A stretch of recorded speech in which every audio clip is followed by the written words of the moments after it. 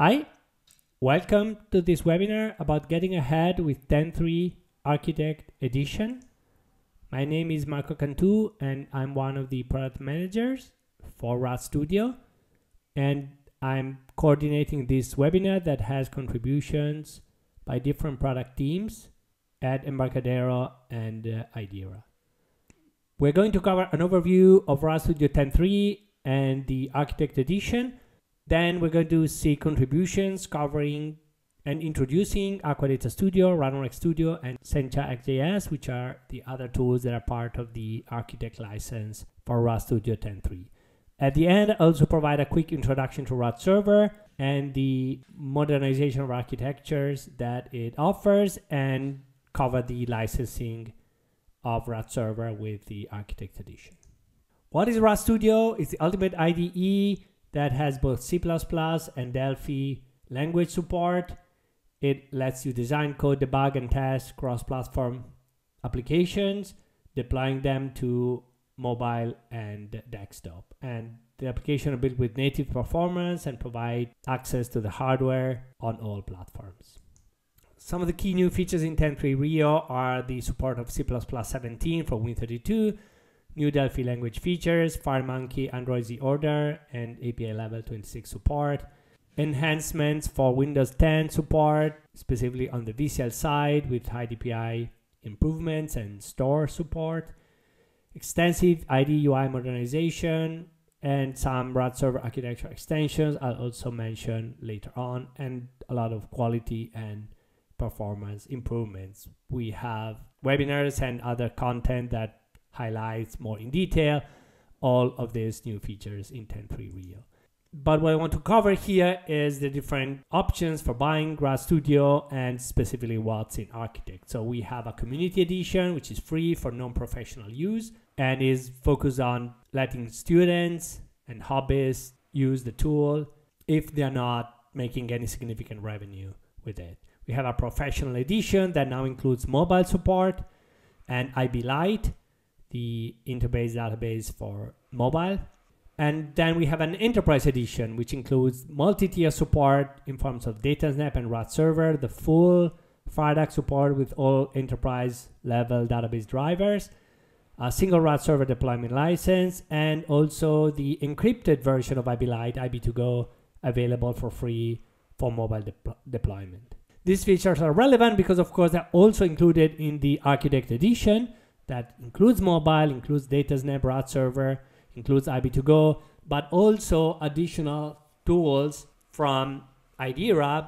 One is RAD Studio from Aquafold. It's a database management tool. A license for Sencha XJS Professional Edition for building web client application with the XJS JavaScript library. The multi-site deployment license for RAD Server that I'll highlight later. And for new Architect Edition purchases only, a license of RAD Studio, a term license for RAD Studio, which is a test automation tool also going to cover in this webinar. What we are not shipping anymore is ER Studio Developer and DB Power Studio. If you are an existing customer, you can retain the current license you have because that was a perpetual license, but we're not going to update and issue new licenses to people buying the Architect SKU from now on. So with that, let us start focusing on what is RAD Studio and what's the purpose and why it would serve the RAD Studio customers. Hello, my name is Lisa and I'm a Senior Product Manager with Idera Software. I'm going to be providing you an overview of RAD Studio. RAD Studio is a productivity software for IT professionals working with data and databases. It allows you to develop and manage your databases and access, import, export, and visually analyze your data. It supports over 30 database platforms, whether relational, NoSQL, and cloud databases, and it works on all major operating systems, therefore making your data easily and quickly accessible. Who uses RAD Studio? There are about 12 personas, anybody dealing with the application, the database, or the data, and anybody managing that. If your persona is not on this list, if you deal with databases and data, RAD Studio can help you with that. These are the 30 database platforms that we support. We also have the different distributions for Apache Hive and Spark. And then Aquadata Studio's primary features are registering the server, the Database Navigator Explorer, Query Analyzer, the SQL Editor, the Query Builder. We have a Table Data Editor, Visual Analytics. We have tools for importing and exporting the data in the DDL, and then comparing the data in File Compare. And then we have an ER modeler for reverse engineering, and then a database administration tools for managing the database like Instance Manager, Session Manager. I'm actually going to open the product and get into the product for you before I do this. So here's the product, and it's blank. I wanted to show you a couple resources first. If you go to Help About Aquadata Studio, you'll see we have www.aquafold.com. That's the website where you can get everything there is to know about Aquadata Studio. You can download the product, start a trial. If you click on Aquadata Studio, you have an overview. There's a paragraph about each of the features that we have within Aquadata Studio. You can drill down into the database platform, to the platforms, and get more information.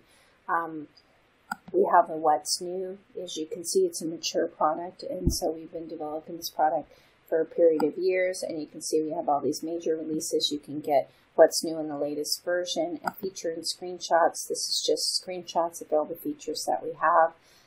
The documentation is available of all the documentation that we have offered for Aquadata Studio. You can get there from within as well. And then the resources, this is really nice because what you can do is you can click off, and if you click just on a resource, the defaults will pop up and won't be filtered.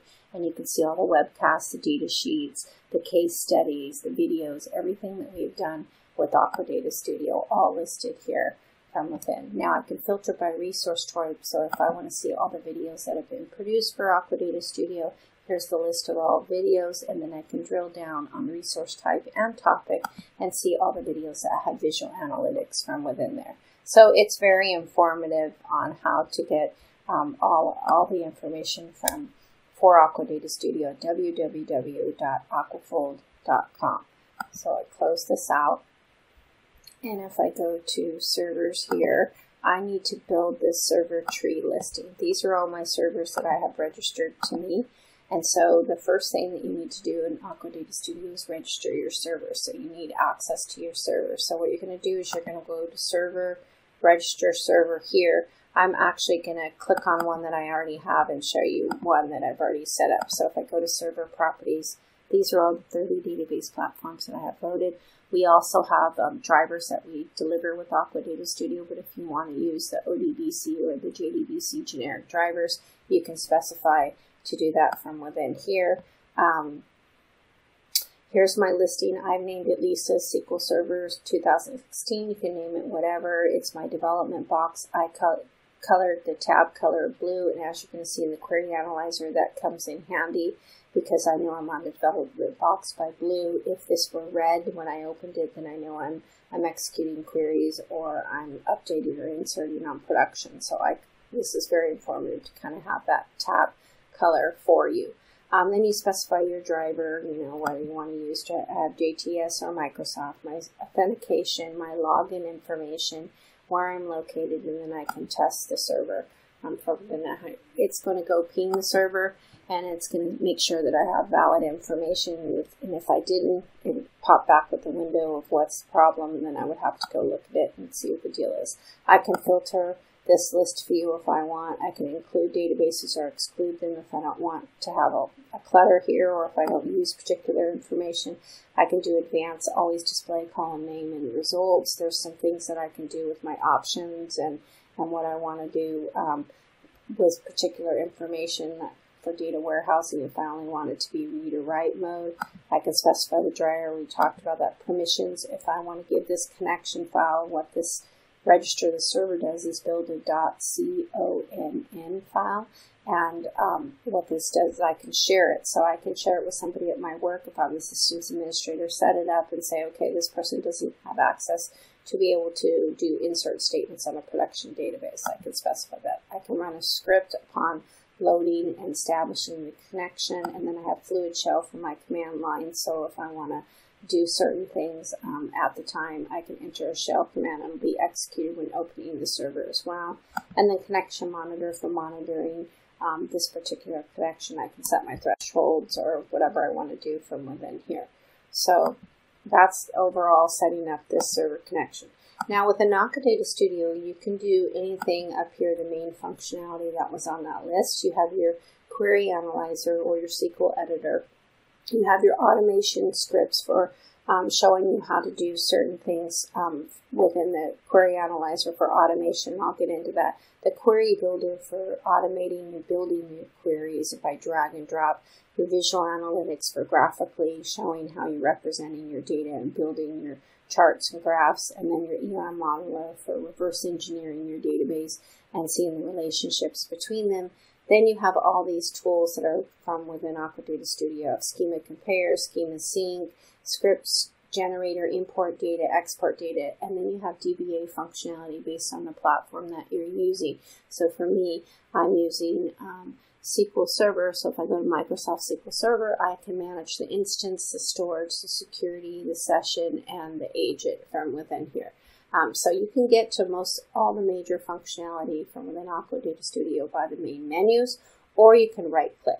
I like to right-click because it's context sensitive. So if I right-click on the server, it's going to say, what do I want to do with this server? Do I want to connect? Do I want to register it? If I'm on the database and I drill down one level, it sees the level that I'm at and it says, okay, do you want to create a database? What do you want to do? Do you want to get to the SQL query analyzer to run some SQL? What do you want to do? So I'm going to go to my healthcare database, and these are all the things that I have option to me. Like I said, it's context sensitive. So if I were to click on stored procedures and right click, it would say, okay, do you want to debug? We do have a debugger inside of RAD Studio, and you can step through your processes of debugging something. I'm not going to actually debug something. I'm going to open up the SQL editor. So I'm going to go back up to my root, and I'm going to right click and say, go to the query analyzer. This is the SQL editor. This is where I'll run all my SQL statements. So I can type in select star from, and IntelliSense opens up. It sees my connection, sees the objects that I have in my tables, and it says, what do you want to run? So I'm going to say select star for medicals. It's going to give me the result set from my medicals table. I can run multiple select statements from within here if I want to, and it'll pop up, and let's say I run orders, and I'm going to run that. That's a pretty big table. It's going to give me two result sets, and then I can do different thing. I can export the result sets from within here. I'm going to pull it up so you guys can see it a little bit better. I can run this result set from within here. I can edit the data. I can save it to Excel and share it with somebody if I want. I can get an execution plan of where these result sets, the route that they took from a DBA, so I can see, how I'm getting this particular data. How many average row size did it have? How many times did it execute? How many rows were returned? I can get all that information, and then messages if there were any errors from within here. So this SQL editor is pretty informative for the query analyzer. Also automate queries. I talked about, let me clear this. If I wanted to automate a query, I could say, oh, you know what, I don't introduce that select statement that I did. Okay, select star from, which is where I did orders, and then I can say where order ID is whatever. And it'll pop up, and I can say order ID is equal to whatever. It guides me through the process. So I could, quickly run this statement if I want to, and get the result set from within there. So this automation tool makes it quick on building that. Then we also have, besides the query analyzer, we also have a query builder. So you can do new from within here. You can go back to your servers tab. And I'm actually going to, this is my workstation, I'm actually going to pin this. You have options of creating this workstation however you like. I like to have my tree view over here, but there's projects for organizing it. You can create all your files from within here. You have your Aqua scripts, and you can organize it based on projects if that's how you like to work. The files that we created, the connection files are under RAD Studio, and as you can see, these are all the connections with this server list that I have down here. So all these servers are connection files from within here, and you can see that I have all the connections from within here. So I like to pin this. I like to keep this up to the left. I like to keep it at the top. So I'm going to go down to my servers level, and then I'm going to right click on my healthcare database, and this is how I like to work. And then that way I can get into the query analyzer. I have my tree view over here. I can get into whatever I want. And then when you work from the tree, it automatically sees the connection. So let's get into the query builder.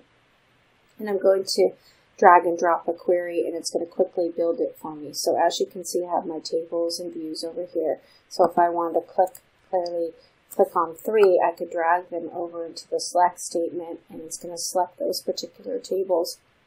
And not only is it going to select those particular tables, but it's going to use the IntelliSense behind it, and it's going to, because I set up in the options, it's going to join based on the keys that I have. So I can edit these keys. So as you can see, it shows the key view, so I can either do it in a join or not, and then it writes a select statement down here. So it helps you, guide you for somebody who's not familiar with writing SQL, but it also guides you at a quicker pace if you want to have it build the SQL for you.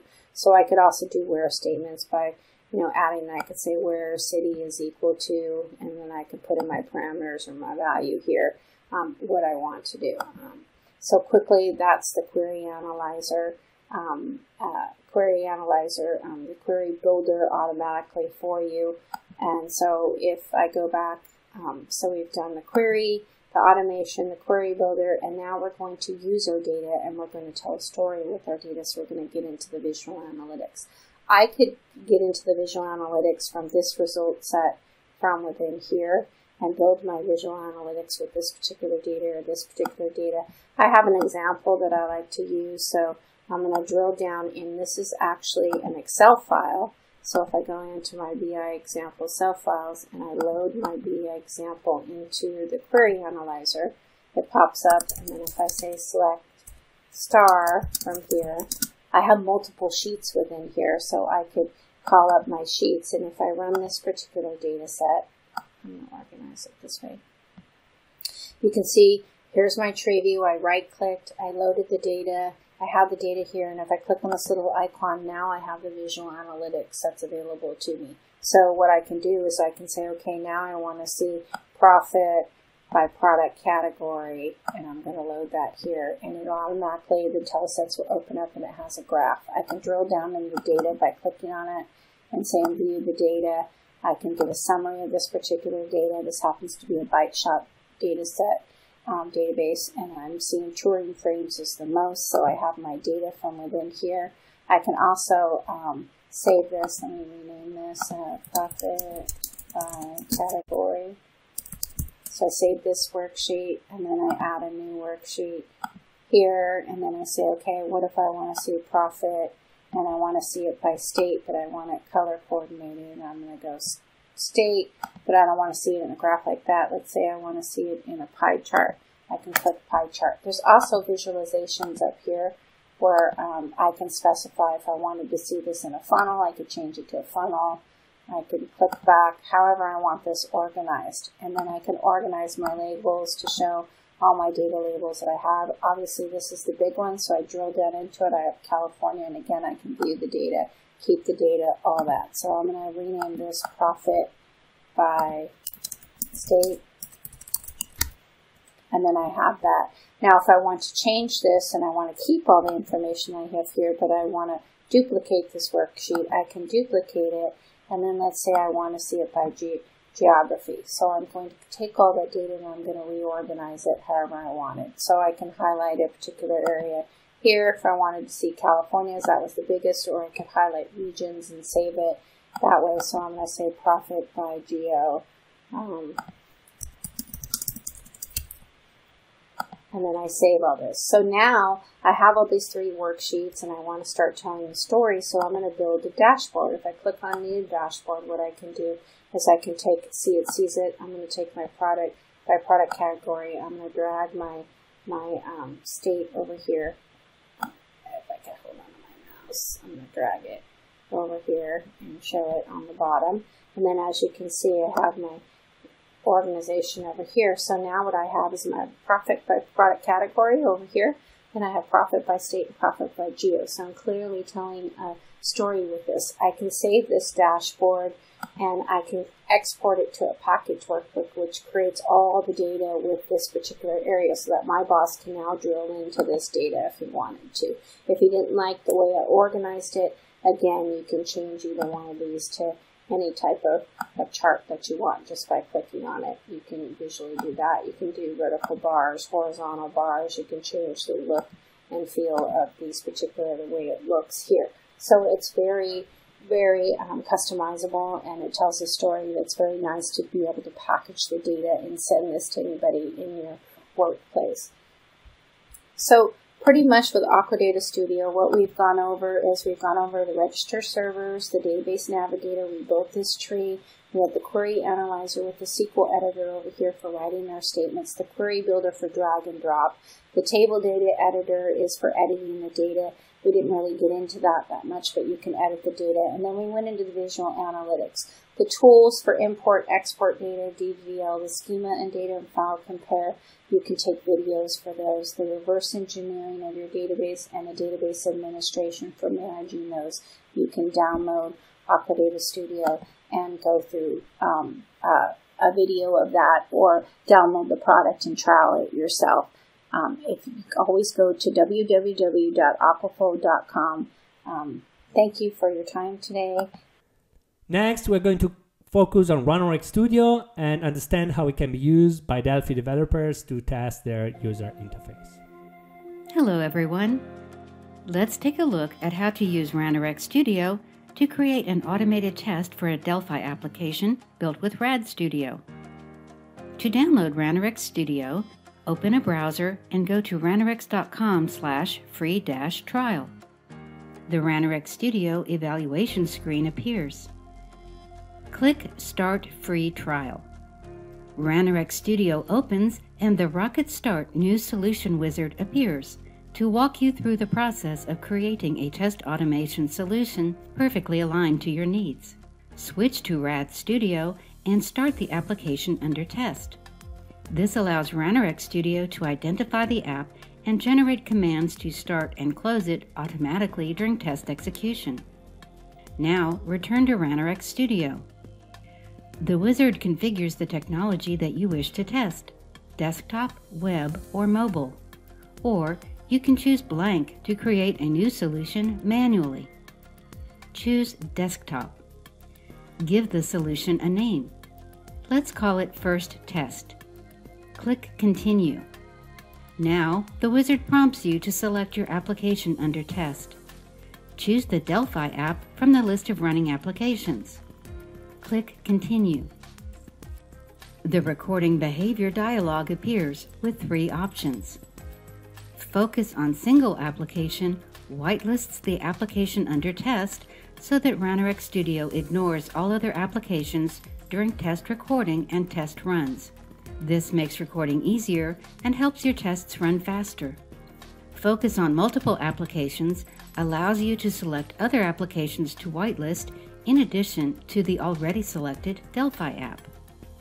No focus applied allows RAD Studio to interact with any running processes.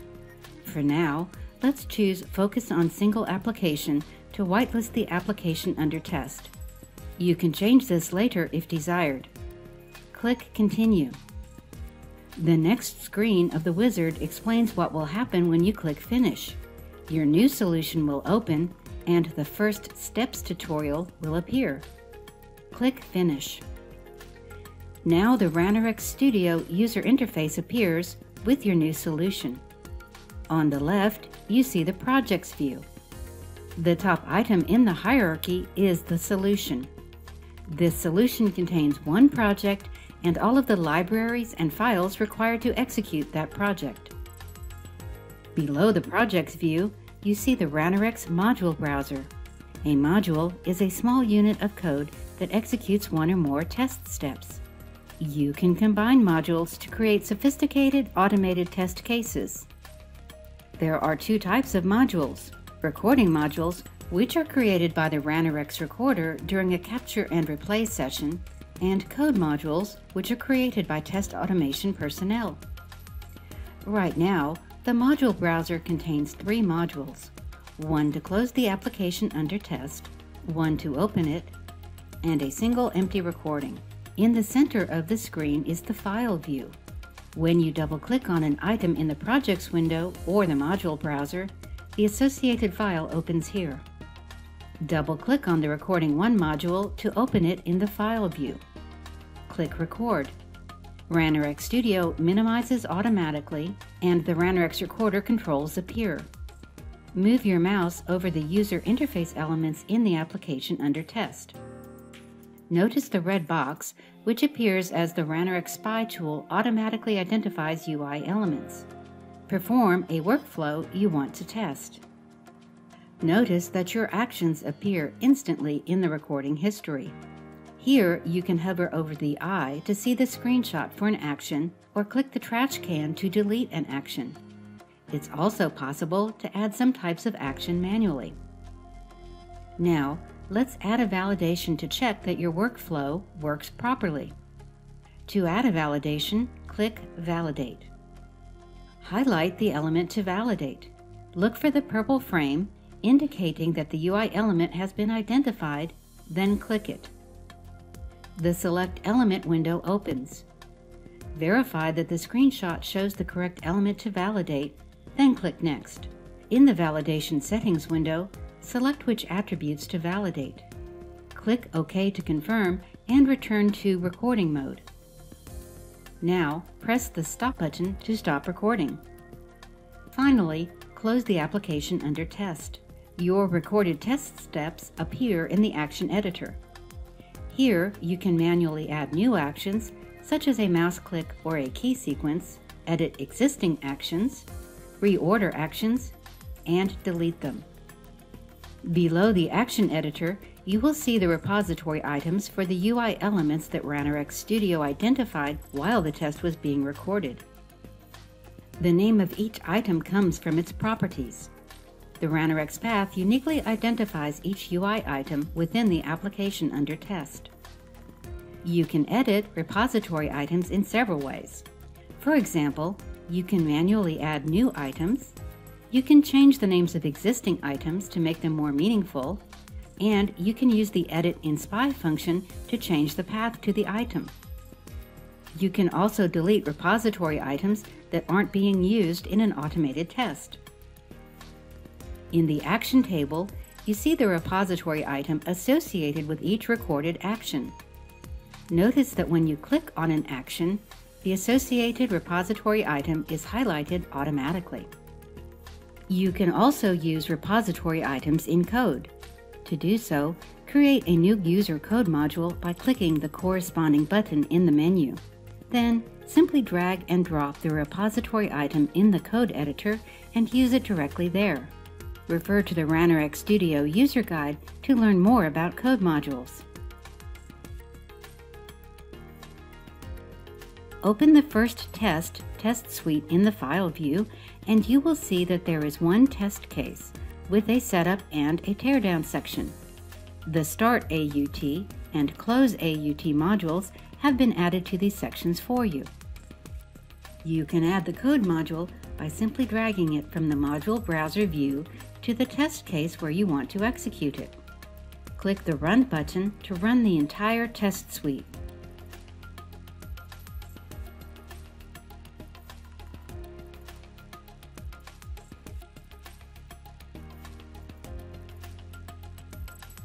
The test run report appears in the File view. Click the arrows next to the test case and the recording module for more details about the test runs, such as the results of the validation step. In addition to running a test suite from within RAD Studio, you can run test suites from the command line. For example, if you wish to launch test automation in your continuous integration pipeline.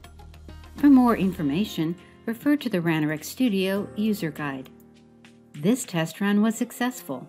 To learn more about automating tests with RAD Studio, visit the Resources section of the RAD website, where you will find informative articles about software testing, white papers, and screencasts for all levels of RAD users, from beginner to advanced. Or visit our webinars page and register for one of our free webinars, available live and on demand. The next section is focused on Sencha XJS and the power of this JavaScript library, which can also be used as a front end for RAD server web service applications. So to show off some of the data package aspect of what this can do, we're going to fetch some data that we want to absorb. So the data that we want to absorb is going to be coming from iTunes. So what this gives me is some metadata about popular videos of the day that we can play around with. So we want to be able to absorb that into our app at runtime and be able to leverage it in one way or another. Okay. So to be able to access the data from the data package, there's a feature called the proxy. To be able to massage the data once we have it, once it's inside of our app, there's a feature called a model that's going to allow us to do that. Okay. So we're going to combine those two together. In the interest of time, I'm just going to copy and paste that. So I'm going to create what's called a model. It's kind of the template for how we want each of our entries from that data to be implemented in our application here. So in my directory for Classic to start, like I said, because we don't have time to build both sides, I'm going to create a directory for it and call it model. And models are meant to be singular, so I'll create a file in there called tune.js. All right, so some features I have from the model are some pretty straightforward features. So models are a great, powerful implementation in XJS. So we're barely scratching the surface here. So again, you can have multiple models that are related to each other if you wanted to, much the way you can have tables in a database relate to each other. But for now, we're going to use two main features. One is to redefine a lot of the values that we have in the original feed so that they're easier to manipulate in our code in our examples we're showing you here. So it's sort of a dated feature, but we're just basically changing the mapping of what the actual location of the data we're interested in is in the data feed to being a simple reference here. So it's easier for us to code and work with instead of dealing with all these quotes and semicolons and opening and closing brackets. So that takes care of that. So our fields array will allow us to do that. Fields arrays are also responsible for things like creating custom sorters for data. They're responsible for things like doing a different kind of data type that you might want to have. Instead of something coming in as a string, if you want it to function as a date object, you can do that. And then this proxy here is going to be responsible for accessing the data by whatever means we want. So usually it's going to be an AJAX call if it's within the same domain. If not, then you have other means of doing so. There's REST as options. I'm using JSONP because we're going to make a read from a public feed. So it's going to allow us to do that. And the amount of data I'm actually absorbing into my app, I'm specifying to be a subset of the entire set. So that's helpful for when we have really large data sets that we're pointing to. So notice off to the right here, my scroll bar is really small, meaning I have a lot of data there. But if I collapse the data feed itself, there's a node called feed inside of which I have a node called entry, and I'm ignoring the rest of the availability of the data from that feed. And instead, I'm just concentrating on the part that lives in feed.entry. Okay? And that's what we're going to be absorbing from this URL. All right, so I can save that, and I can have that be referenced from the data management portion of our view, and that can be done from our data management support file of our view, and that's the view model here. So the view model will be called main model, which right now just has a placeholder of a data object for us. We can replace to have what's called a store. So in the view model, you have different blocks of ways of dealing with data. So a store is going to be a way that you can reference multiple records provided for a view in several ways. We're going to be using binding. All right, so I'm going to create that store. I'm going to call it tunes. So I might be able to swap some codes. You don't have to watch me. All right, so what we've done here is allowed for an alias. So the alias just means the means by which we're going to have this file be referenced from our main view that's actually already loading in the browser.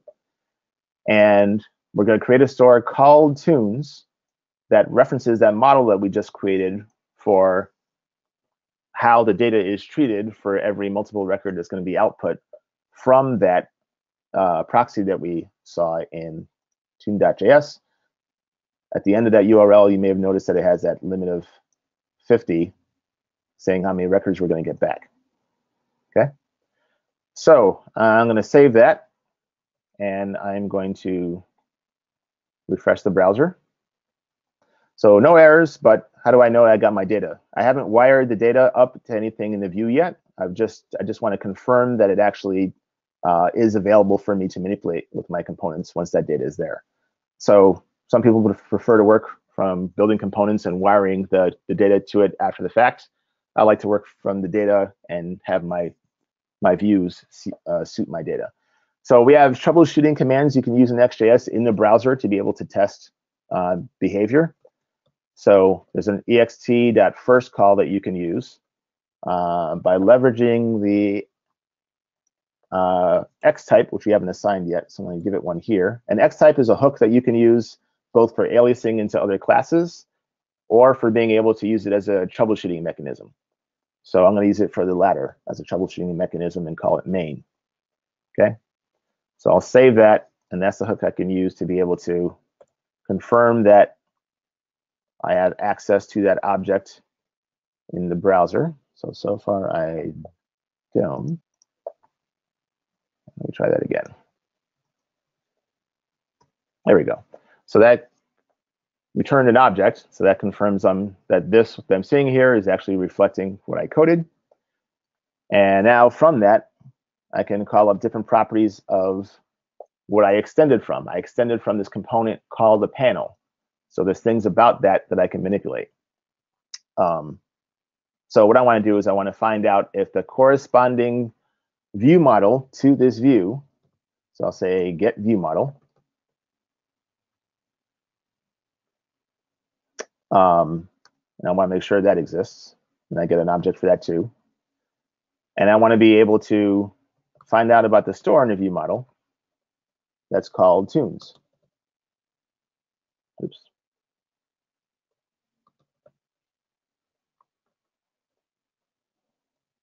All right, and I got an object back for that. I'm expecting 50 returns, so there's even a method called getCount, where it can confirm that I got 50 returns back, and I did. Okay. So you have troubleshooting methods that you can use in the browser for your XJS apps that makes it a lot easier and simpler to test what's going on or to try out different things without actually disturbing your actual code.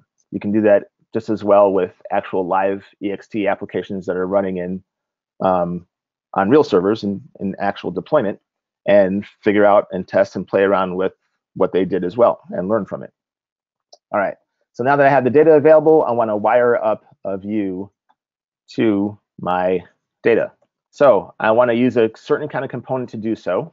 So the component I'm going to use is going to be a data view. So I'm going to do a couple of things here. One, I'm going to create a separate file to be able to compose that. So I'll create one view and just get the data wired up to that. Outside of my main directory, but inside of my view directory, I'll create a new file. I'll call it tunes view, and I will have the following code.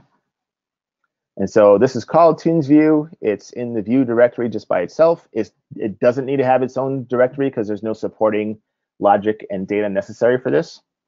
We're extending from the view data view class. It has certain properties that allows you to absorb records and inject them with HTML and CSS. That's what this item template is doing here. So it's embedding the reference to the image that I made in the model and the title and the artist into a basic figure component here. Okay, so I'll save that. Whoops, not yet. Sorry, I have my view, but I need to actually wire that up. Okay, so this alias that it has here, this X type of tunes view, I'm going to use that in main view, in main.js, because that's what is displaying here, to wire that to the data. All right, so to do that, I need a couple of things. One is that placeholder of HTML has got to go, because that will just override anything else I'm trying to do. Instead, I need to work with what's called an items array. An items array is an array of objects that are the children of that main view. And through the X type of tunes view that you saw me assign to that outward class, I can reference an instance of it for how it's supposed to display. Okay. Then a property of that view that I just loaded in as a child can be bound to the store that I called tunes in the view model. Okay. So the tune store that's here, that's leveraging the model settings that we had before, is being brought into main through what we're calling a binding. This is not the only way to have a store come in to your view. You could have created an instance from a dedicated store class if you wanted to. But just so you're aware of how binding works, I thought I'd demonstrate this. Sorry, need to add one more thing here. I'm adding a reference to tunes view in what's called a requires array. And basically what that means is you want to be able to have your final build of your application reflect only the JavaScript files that are necessary for your app to run and ignore all the rest. That way you are confirming that there's a one-to-one relationship between all the files that you write and the files that have to be part of the build to be part of your application that runs in the browser, and no more. The idea is to isolate and filter off those that aren't necessary, because you need your app to be as small as it can possibly be. That still doesn't want to work, and the reason why is I called it tunes view. There we go. All right, so the main display here is now happening by simply what I put in that item template. Okay, so each one of these reflects the fact that I wanted to have a image referenced in the image tag. Okay, so image is pointing to a URL from the feed that says display the image at this size, and the same is true from for title that you see here and artist. Those are coming from directly from the feed through the model for that simpler reference that I made to it. Again, that's a role that a model, that's one of the roles that a model can implement. If you will indulge me for a couple more minutes here, we can make that view look a little bit more interesting using Sass variables with styling. Okay, so what I'm going to do is create a file in the same directory as the tunes view file. I'm going to give it the same name as the tunes view file, only with a different extension. So let me select that. Let me find out why I can't find the features that I want. Give me a second here. There we go. So tunesview.scss. So not CSS, but SCSS, which is Sass. And I'll just take some basic styling here. In a perfect world, I'd definitely rework this some more, but we should be able to get the hint of how this works. All right. So all these are Sass variables that are available to us through specifications as how we can work with CSS on a component by component basis in the XJS library. So that's something that certainly can be looked up. But one of the things we're looking to do with our Sass is to not have the default stacking of the objects like we have here, to be able to have those be displayed more like a checkerboard, if you will. All right. And we need to be able to, now that these styles exist, we need to be able to have tunesview actually talk to them. So much like we have an item template for the basics of what we have here, we need a item class. I'm just doing the spacing for clarity's sake, to reference the classes that we're actually using in that style sheet. So there's a couple of configs: item class for a record by record basis in a data view, and over item classes, what you do when you hover over it. Okay. So I'm going to do a couple of tweaks to that style sheet. So in addition to providing a border, I'm going to provide a border radius. And I want to make my animation be a little bit more dramatic. Make sure I've got that covered. This is Chrome. Yes, good. And make that 0.5 millisecond. No, that's not right. 500 milliseconds. All right, the other thing I have to do is tell the build that this style sheet is now part of the app. So again, that is essentially app build development. I'm going to run that again. You don't always have to do this. There's a command you can use called essentially app watch that does a continuous build in the background of your app. Hopefully those errors aren't a problem. We'll see in a second. So that as you're in the CSS part of developing your application, you can see automatically updated right away, everything happening and installing right away. Except I have an unexpected token somewhere. But now the CSS just has full control of being able to fully transform what you saw from before. So on a case-by-case basis, you can style things the way that you want, or you can take the default display that it gives you from that item template. Okay, so between the two, you should really be able to customize all your markup and inject it with your data. And in the last section of this webinar, I want to introduce you to RAD Server, focusing shortly on its key features, doing a quick demo, and highlighting the licensing options that you have for RAD Server with RAD Studio Architect Edition. First of all, why should you consider RAD Server? The idea behind it is to rapidly connect your application to your enterprise databases and other enterprise services, whether these databases and this middle tier is hosted on-premise or in a cloud infrastructure. What you most likely need these days is to make the enterprise data available outside of the original location to make it possible for end-user devices, including mobile phones, to access it while keeping the infrastructure secure. RAD Server is an architecture that lets you write your own API, but providing a lot of features. For example, the API calls analytics or user and groups management, along with other capabilities that are available out of the box. The idea behind RAD Server, in fact, is to be a turnkey solution for RAD Studio developers that comes with a lot of ready-to-use features rather than starting with a library but having to build everything yourself.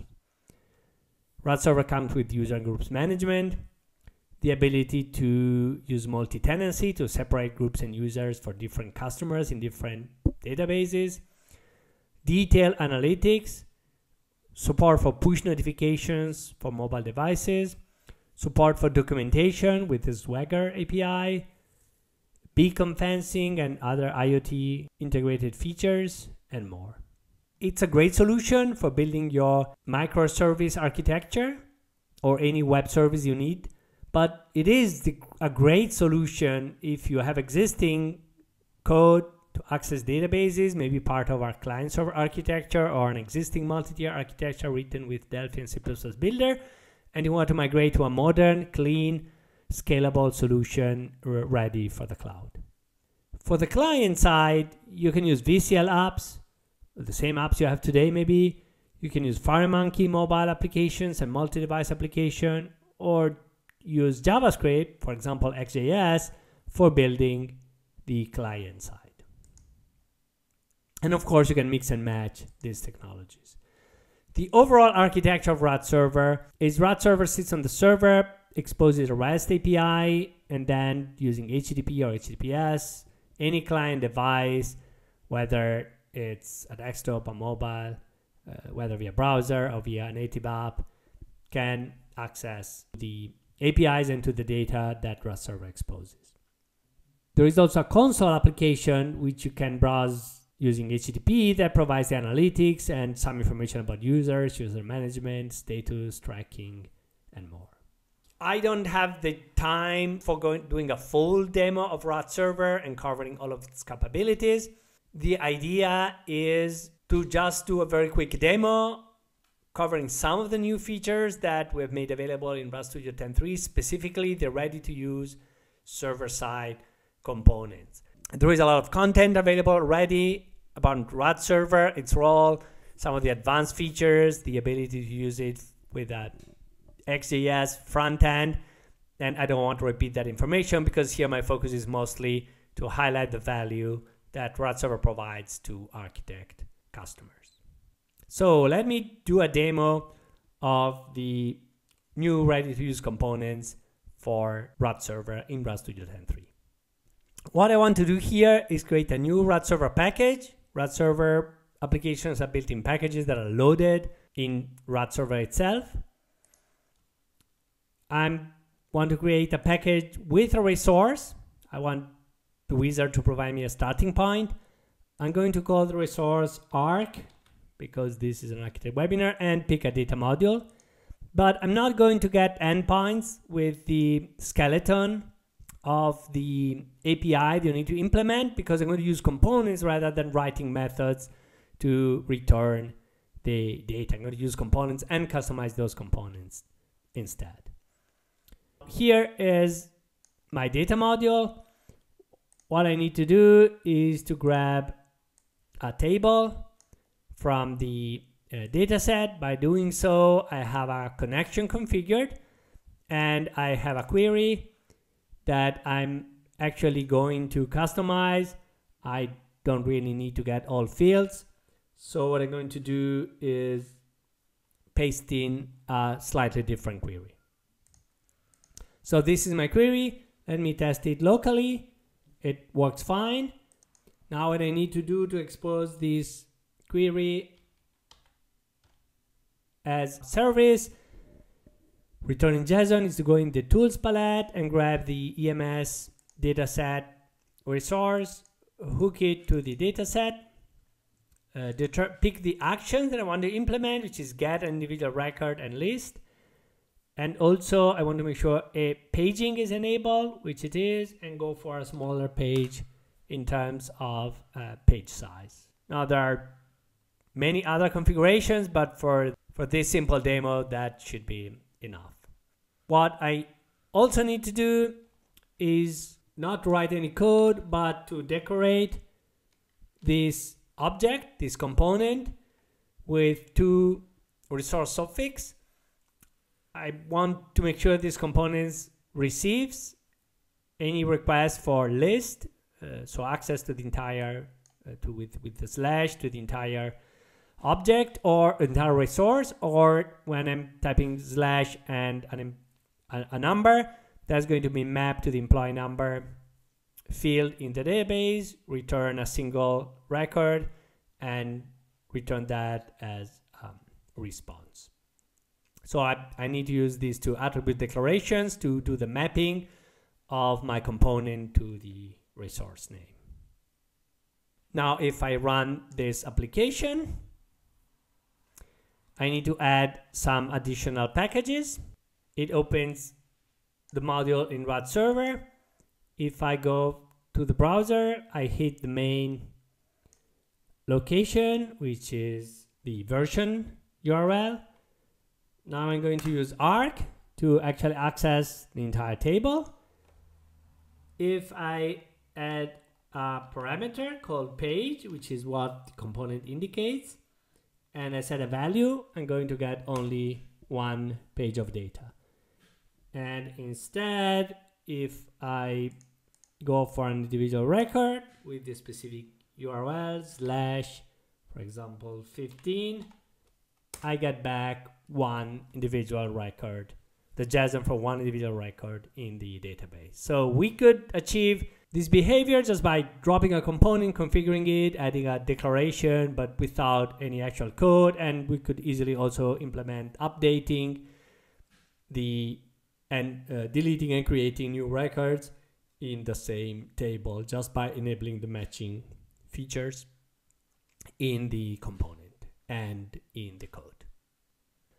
Again, there are several extensive demos that we have already made available, for example, for Code Rage, in blog posts, and in other resources if you want to delve into RAD Server capabilities in general or in RAD Studio 10.3 in particular. Overall, the RAD Server architecture is a critical architecture. This is a diagram that we actually got from a third party, from a customer. and highlighting how they're envisioning an entire architecture based around RAD server as an application server. They are going to build web clients with XJS, native mobile clients, and use some of the existing VCL clients, have the data available through the internet from firewall, and behind it using RAD server, actually multiple instances of RAD server on different physical machines, but part of the same infrastructure.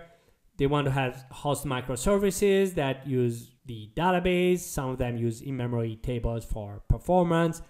Some of them hook to legacy solutions or enterprise services. And using a web server in front of the engine for, again, managing some of the enterprise services and providing a gateway towards the RAD server engine. So this is an example of a modern architecture that is made possible from RAD server, and for which they might be able to reuse some of the existing code in terms of the VCL client and in terms of the data access logic and some of the legacy applications. As I was mentioning, one of the reasons for covering RAD server in this webinar is that we have expanded the licensing for the deployment of RAD server with the Architect Edition. The development tools for RAD server are all available. They're included in the Enterprise Edition, and this includes a debug version of RAD server with limited capabilities, really meant for debugging and for development. When you're deploying, we recommend deploying with Apache or IIS, and of course you can deploy both on Linux and on Windows. The Enterprise Edition of RAD Studio includes a single site deployment license for RAD server. So if you are using it for your internal company, you can deploy it on one location, while the Architect Edition includes free deployment and multi-site deployment. So you can deploy on both in-house, on your customers' locations, or in the cloud with multiple separate configurations. So in summary, RAD Studio 10.3 Architect includes the power of RAD Studio Enterprise, the additional deployment license for RAD server, Aqua Data Studio, XJS Professional Edition, RAD Studio, and altogether it provides a very significant added value on top of the core RAD Studio product. Compared to the past, we have a more wide array of features and technologies that are part of RAD Studio Architect. We think it's additional value for developers that use RAD Studio. And with that, we can open it for any question you have.